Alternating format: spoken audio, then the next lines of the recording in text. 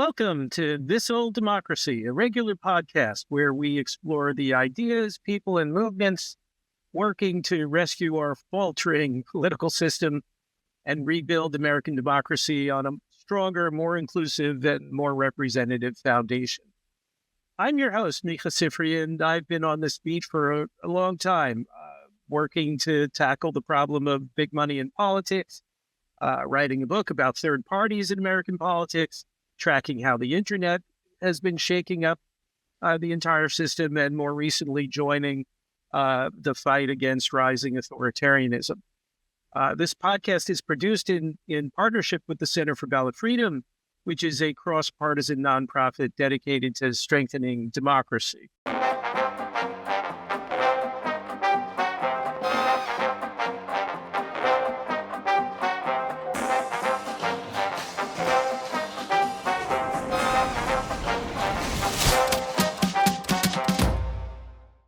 Our guest today is Brad Lander, the Comptroller of the City of New York.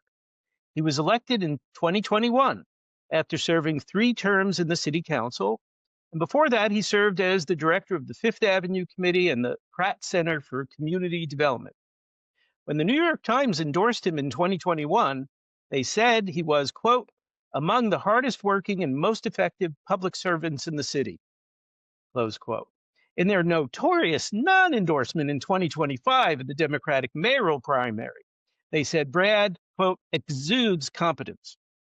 In some ways, Brad may be the perfect guest for this podcast, first and foremost because he is deeply engaged in the battle against rising authoritarianism, both in his formal role as city controller, dealing with all kinds of federal interference in the city's affairs and bank accounts, and because as a committed progressive, he's been a regular presence at the immigration court in Manhattan, providing support and monitoring the behavior of federal agents and occasionally getting arrested for doing this civic work.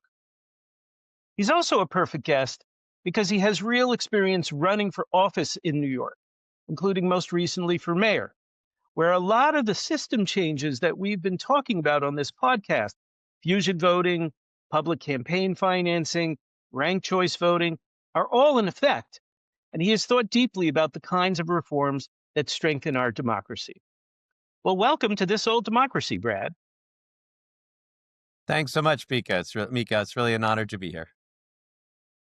Yeah, good. Let's start with your overall view. We're now 9 months into Donald Trump's second term. How's our democracy doing? Are you optimistic, pessimistic? Why?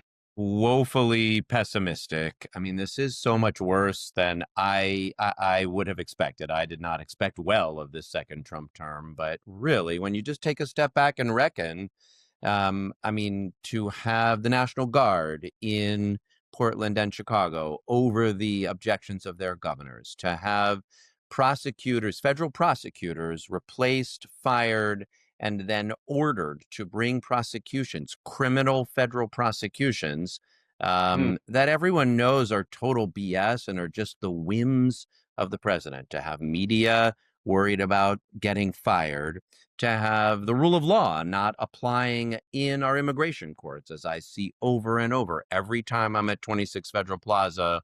It's not just that they might grab me, it's that every single time I go, there's what looks to me like a lawless abduction. People grabbed without legal basis of law, without due process, without lawyers, and then parked in detention centers that look like concentration camps. And it turns out this reporting today, their lawyers can't even find them to bring habeas proceedings to try to get them out.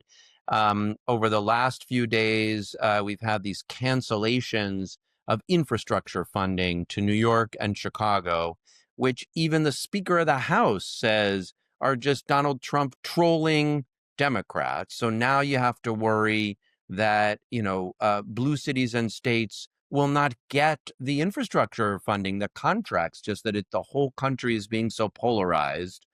And it's almost like we've forgotten just that at the base of it is all this corruption. And that, Donald Trump is deeply corrupting our government for his and his family's own benefit to the tune of billions of dollars, so much so that people almost don't even notice when someone like Eric Adams, closer to home, engages in Yeah. deeply corrupt behavior. And that just means, unfortunately, it sort of infects us all the way down.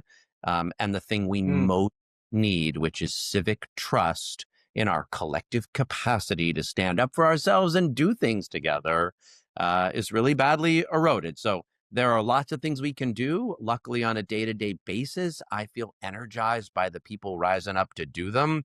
But I don't think it helps us to sell short just how dangerous what Trump is doing to our democracy is. Yeah. Just to follow up quickly, the fact though that he's not popular, I mean, even on the immigration issue, it looks like he's dropped below 50%. He's down at 40% or less in his overall approval rating.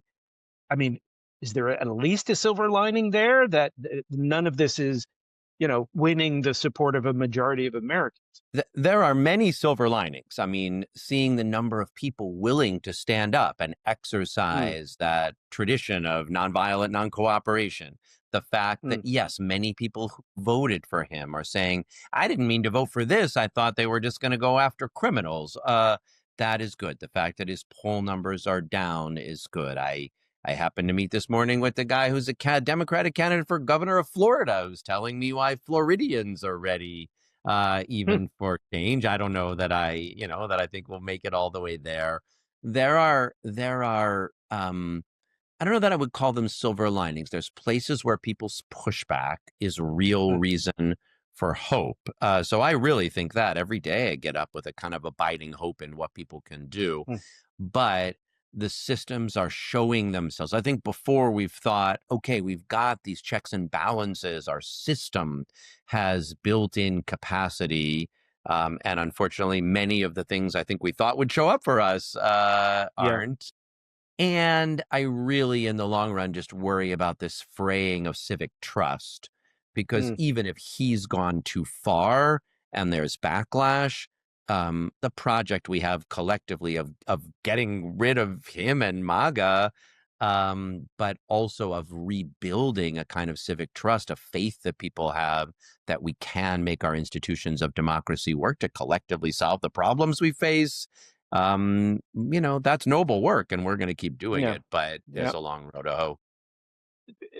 We don't have time to go into all the reasons that may have contributed to us reaching this point. But what do you think, you know, are the top two or three for you? How did we get here? How have we gotten to this crisis? Yeah. I mean, I'll say a few things. One, I do think that broadly inequality, wealth and income inequality, and a Mm, set of sorting mechanisms, whether that's an education system that feels rigged to get people more opportunity. We tell a story about mm, opportunity and merit, but what we deliver really puts the lie to it, mm, and then the rising inflation and housing costs have just added to that so much. People like struggling, feeling precarious, not being able to keep up, then being angry that the story they were told seems like a bill of goods. Definitely a mm, big part of it. I'm certainly a believer that social media and the sort of fragmenting of our attention has yeah, worsened this very badly. I put a lot in the pandemic, I will say. I mean, Trump was bad mm, before the pandemic, don't get me wrong, but the pandemic did break a lot of things that weren't working great, but it really mm, made people doubt some of the basics of just, public health and mm, common civic infrastructure, and isolated people in a way that I just think we underestimate. We've tried to repress it from our minds, but I think it mm, really wrecked some of our just empathy, our social solidarity. Um, and unfortunately, those are the conditions both here and globally that authoritarians and fascists use to then, in those kinds of cases, just yeah, say it's zero sum and give you someone to blame. And we have in us as humans extraordinary capacity for good and for solidarity. And we Hmm.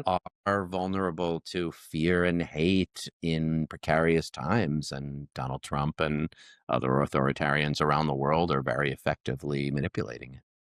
Yeah. Yeah. Well, I'd say you hit probably most, if not all, of the main reasons that we're in this crisis. And certainly there are a lot of potential answers of things that we might want to change to keep from just being caught in this repeating over and over again. I want to sort of turn the conversation now to systemic uh, aspects of how we organize ourselves in our democracy. And obviously, for a lot of people, democracy isn't a word that excites them right now. I mean, if this level of dysfunction is what you get in a democracy, maybe I'd rather have a strong man or some other, system that actually gets things done. But one of the things we've been doing here at This Old Democracy is talking to a lot of people who think that one of the fundamental problems is the two-party system itself, that it boxes us artificially into these winner-take-all kinds of politics. It polarizes us. It makes it harder to govern because compromise is frowned on. You uh, compromise is the thing that will then buy you a primary or something, and that the two-party system keeps new voices and new ideas from coming to the fore, and that for a lot of people, they want more choices and they can't get them. So here in New York, we're in a slightly different situation, right? We have a variety of systems that maybe are better, and you have experience with those. So let's start first for with the idea of fusion voting. I mean, that's a system that is still practiced here in New York and in Connecticut, as it had been in the rest of the country throughout the 1800s. It was never banned successfully in either New York or Connecticut. Um, and that just means a candidate can be nominated by more than one political party, giving the voters the ability to choose not just the candidate they want to support, but also the party label that they most identify with. And here in New York, we have at the moment the Working Families Party on the progressive left, the Conservative Party on the right, that are both players. So for you, Brad, can you talk to us about what it's been like to come up into politics with this is just part of the landscape? How does it affect, how does it make things different? Uh, what might you say is preferable about it? I mean, you obviously have succeeded under that system. So talk to us about your experience with fusion. It is no understatement to say I would not have gotten involved in electoral politics, but for the existence of the Working Families Party and therefore of fusion voting in New York. Like it's really that simple. I wasn't someone who just was captivated by electoral politics and always wanted to run. For 15 years before I got into government, I ran to community development, affordable housing, nonprofit organizations in Brooklyn, and I love that work. And I was frustrated with bad, affordable housing and jobs policy, but still it really what made me interested in running is that there was essentially a team of people that were like-minded with me and wanted to see change on good jobs and making it possible to organize and protecting tenants and creating genuinely affordable housing. And of course, like in every place, there's lots of issue organizations doing that work. But the way it adds up in New York is many of those things do cohere around the Working Families Party. And I got to know people and see the Hmm. possibility that you could engage in electoral politics around the set of issues I cared about and with the set of values I cared about.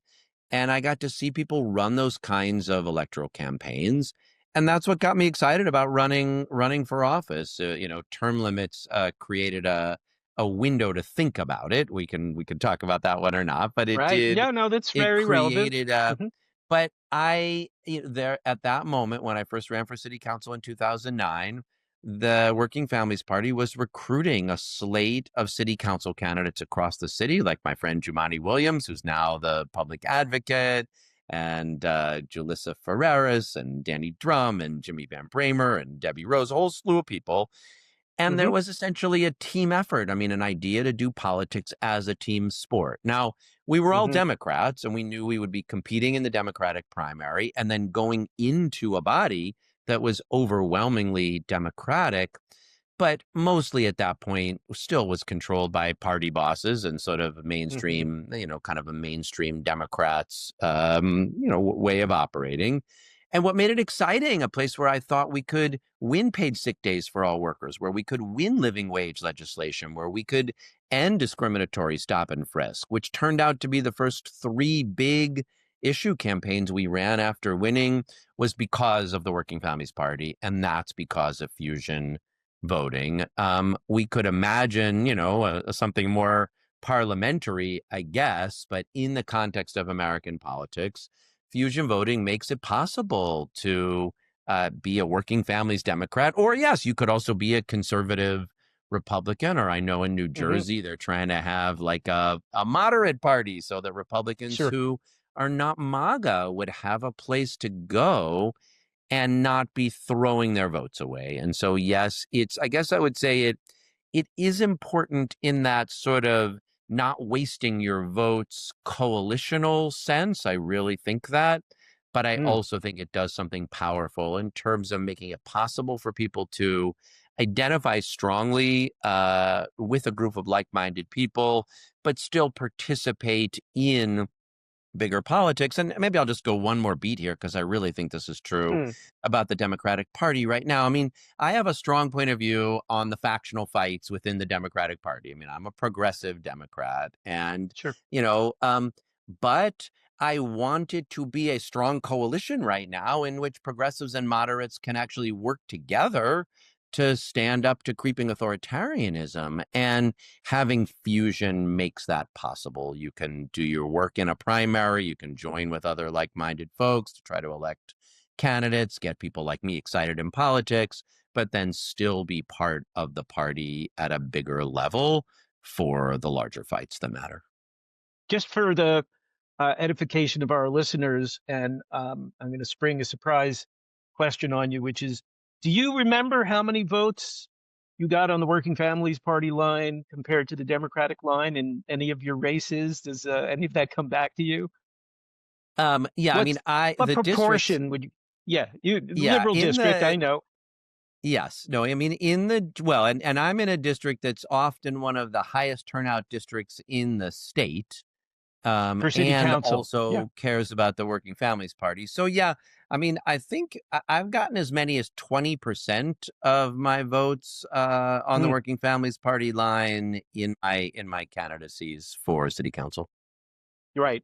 So the larger point for activists would be that that means you pay attention, even if the bulk of your votes are still coming on the Democratic line, that the Working Families Party has an ongoing relationship that matters to you because those so many votes are coming to you that way. You have to pay attention, even if you weren't already personally committed as you are, the just sheer mathematics of Yes, I mean it matters in those general elections when you get that many votes. But I guess what I'll say, just for for your folks who don't know, so the way fusion works in a general election, you can be on another ballot line, Working Families Party line, and it adds up with the Democratic votes.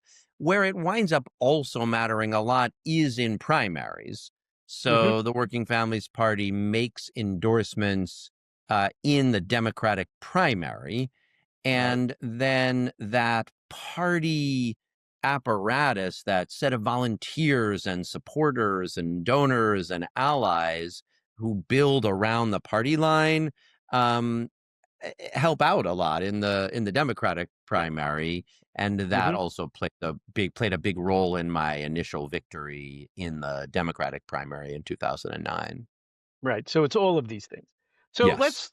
let's shift now to ranked choice voting, which is the system that was in play in this last primary and the prior one, and that's for people who don't know is basically where voters can pick up to five candidates and rank them one, two, three, four, five, whatever their preference, and if their first choice doesn't win or has the lowest number of votes, they're eliminated, and then those votes are redistributed to your second choice, and so on, until somebody ends up with a majority.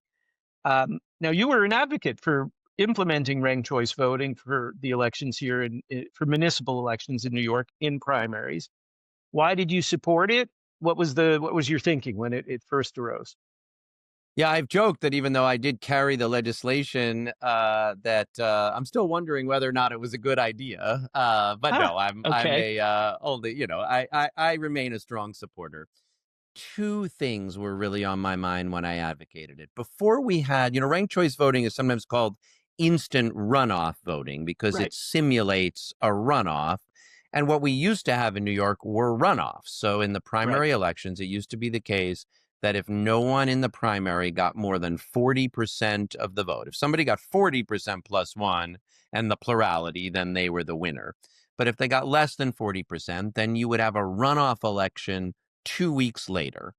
And Mhm. this happened in a public advocate's race in, I can't remember exactly what year, but just before we started pushing for it. And that meant 2 weeks later, we spent another $15 million to have another election with tiny, tiny turnout, just very Yeah. low turnout, bad democracy, like expensive, low turnout elections. And I think everyone felt sort of sour about it.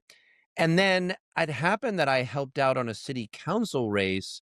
A friend of mine was running, or a candidate we were supporting. Now the Queensborough president, Donovan Richards, was running Mm. in a city council race in the Rockaways in Queens.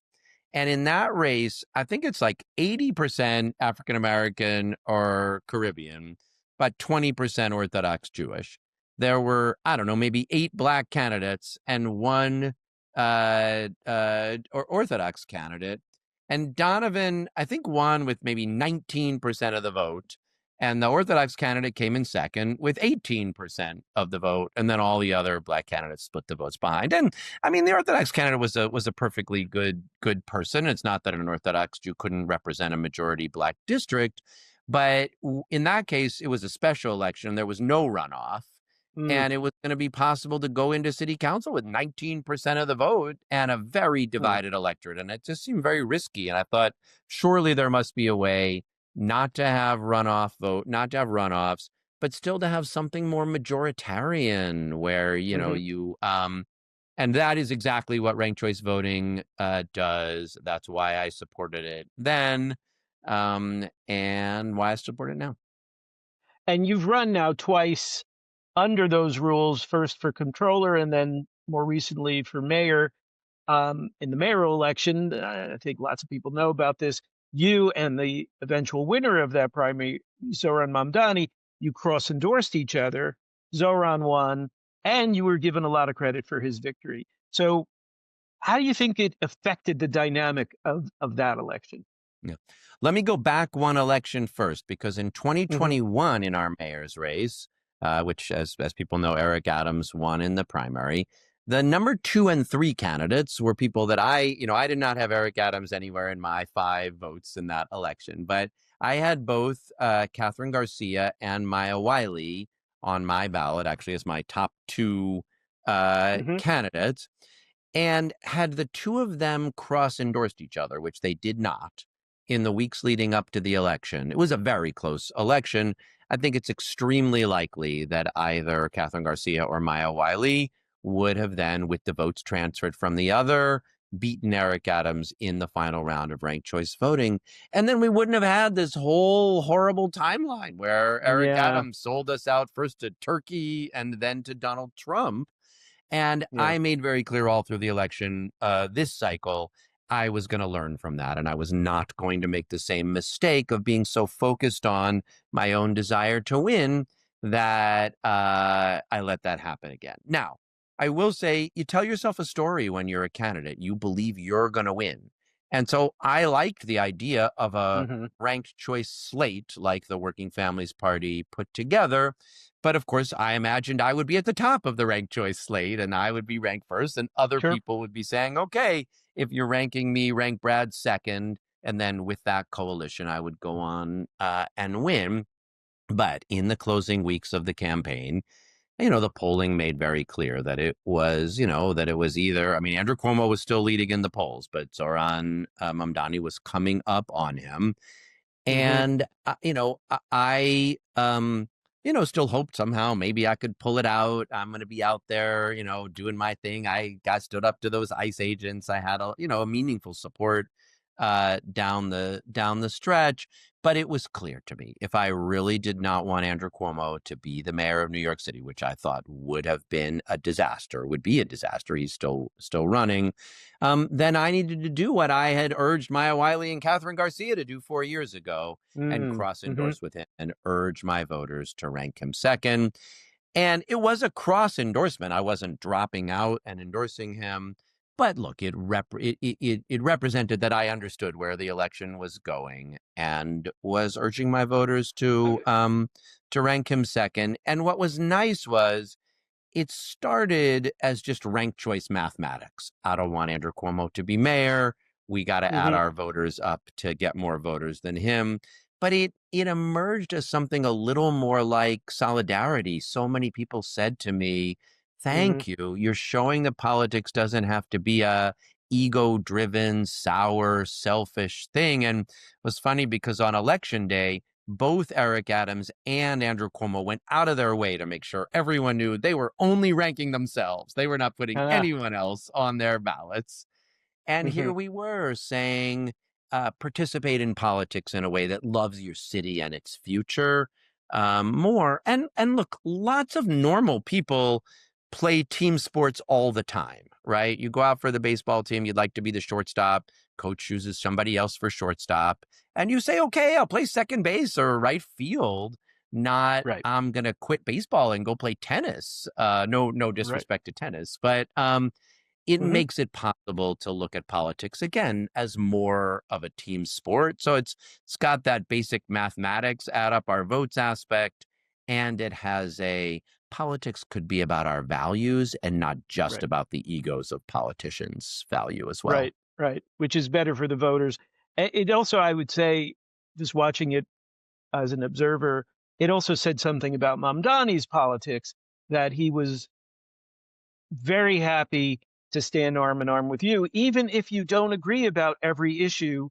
And that he didn't say, no, Brad is supporter of Israel, and I don't want to be a supporter of Israel, something like that. There was room for there to be broad shoulders here, and you agree on 90% of everything else. So, of course, stand together. Okay. So, are there other, when you think about the systemic problems that our democracy is dealing with, are there any other, ideas that were you in the position to push some changes forward? We're not going to just go back to the old status quo, right? So what else would you put on your wish list for people as we think past the current crisis? Yeah. Well, one thing that's going to be on the ballot in New York actually this fall is just moving our local elections to the even years instead of the odd years where they are now. Mm-hmm. That will dramatically increase turnout in our local elections, which have much lower turnout. It will make it harder for local candidates to get attention because we'll be, running in the same cycle as state and federal candidates. But I still think it is a good idea, like getting more people able to vote is critical, and something closer to same day registration, which we don't have here, to Mm-hmm. universal by mail would be good. So I'm supportive of that. I am open to some other more creative things, those things that are more like multi-member districts or, the kinds of things that Yeah. move a little more in the direction of proportional kinds of representation.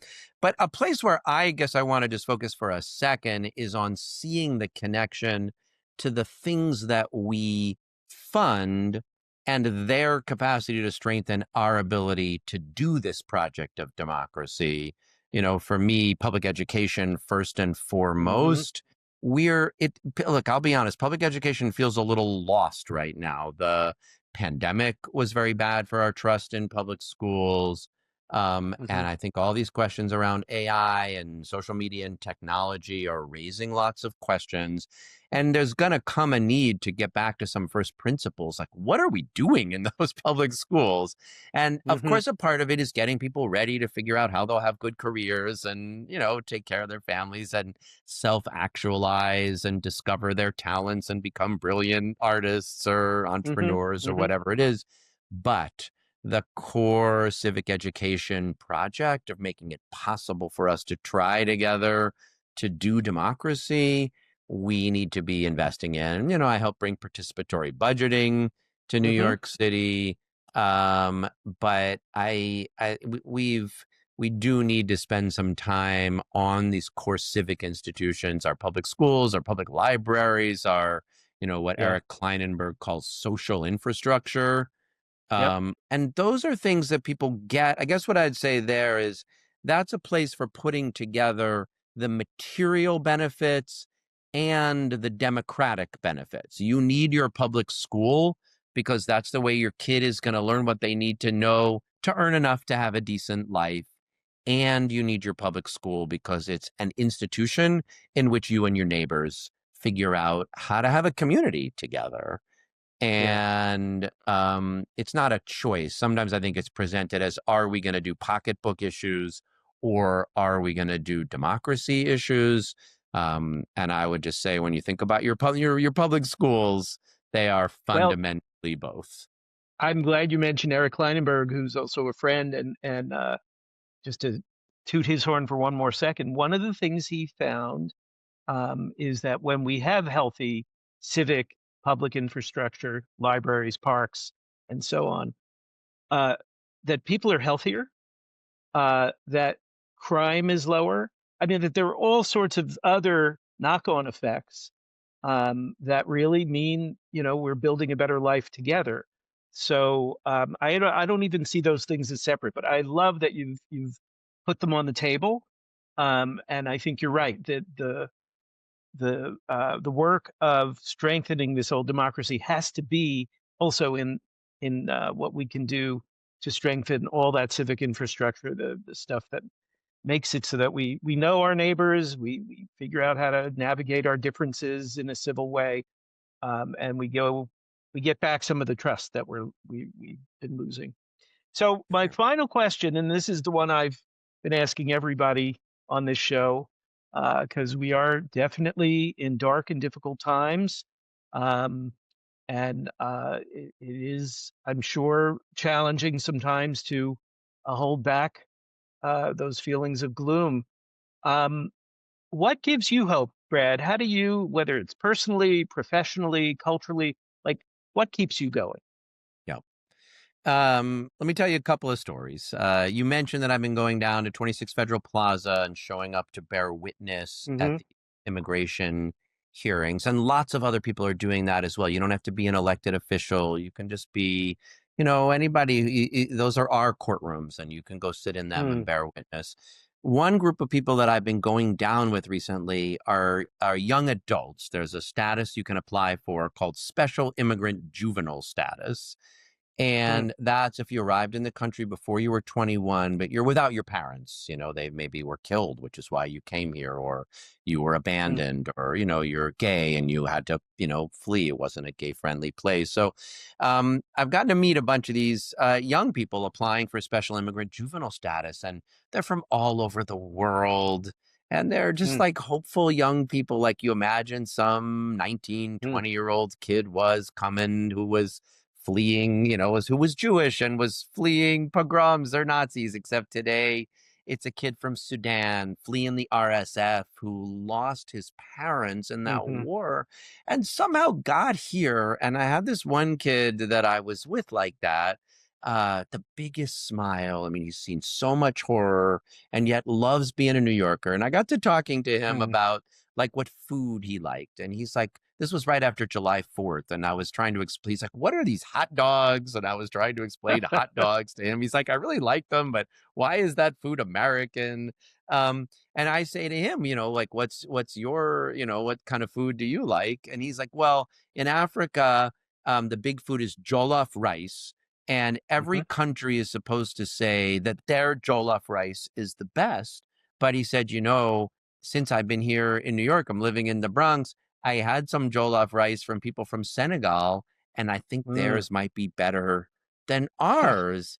And I was like, Nasser, you're becoming a New Yorker. Like, that's what a New Right. Yorker is somebody Yeah. who learns that. And starts to build something here together that's like Mm. stronger and more generous and more whole. And it's corny in this city with that copper plated statue out in the harbor to just celebrate what immigration brings us. But the Yeah. fact that this thing, which was so recently weaponized by Donald Trump to win the election, that he does, it seems like, is overreaching on, and that we might be able to set something up that reminds people, yeah, of course we have to build a better system than the one we have. Um, but if when he sends the troops in after Zoran gets elected, it's gonna play out as Donald Trump versus New York City, and New Right. York City is going to win that battle because Yeah. people want what we have, the energy and creativity and good food and brilliance Hmm. and business. So that these young people are giving me a lot of hope. And that really Mm. does connect to the mayor's race, where I do have to say, as much as I thought I, would have been the best candidate and wanted to win, the energy of young people that Hmm. Zoran Mamdani has unlocked, these young people who, yes, they're angry about Trump, and yes, they're angry about high rents, but they're hopeful about the Hmm. future of this city, and they're out knocking doors and talking to their neighbors and making videos. And I don't know, I just saw what maybe is my favorite video that Zoran's campaign has put out. There was a lot of attention to his Golden Bachelor video with the rose. You could see that if you want. But if you watch one Zoran video, watch the one called Deafies for Zoran, Hmm. where a group of young deaf volunteers developed an approach to going out and campaigning in the deaf community in New York. Wow. Um, Hmm. it it'll make you hopeful about the future of the city Mm. and about this old democracy. All right. Well, we are a cross-partisan site, but we will include that in the show notes, so people can see anything that brings some hope in these difficult times is really appreciated. And I so appreciate you, Brad, for making the time to talk with us. Um, Good luck with whatever comes next, and I'm hoping our paths will continue to cross. Thank you I again. look forward to it. Thank you. So that's it for this episode of This Old Democracy. If you found today's conversation thought provoking, please share it with a friend, leave us a review, and subscribe on Apple Podcasts, Spotify, or wherever you get your podcasts. To learn more about our work and our partners at the Center for Ballot Freedom, visit centerforballotfreedom.org. I'm Micah Sifry, and I'll be back soon with more stories of the people and ideas fighting to renew, repair, and rebuild this old democracy because it's ours and it's worth saving. Thanks for listening and stay engaged.